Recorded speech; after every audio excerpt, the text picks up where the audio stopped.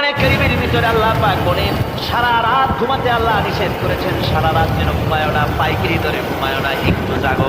ওয়াযকুর ইসমা রাব্বিকা বুকরাতাও ওয়া আসীলা, সকাল এবং সন্ধ্যায় তোমার প্রভুর তোমার রবের জিকির করো, স্মরণ করো।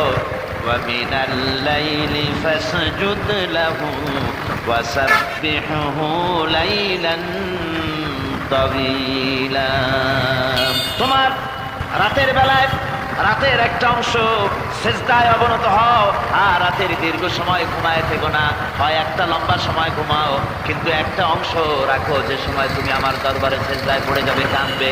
আমার বন্ধুগণ, রাতটা ওয়াজআলনাল লাইলা সুবাতা, আল্লাহ রাব্বুল আলামিন ওয়াজআলনা সুবাতাও আছে, ওয়াজআলনান নাওমা সুবাতা ওয়াজআলনাল লাইলা লিবাসা, ঘুমকে বানাইছেন আল্লাহ শান্তির বাহন, আর রাতকে করেছেন আচ্ছাদন।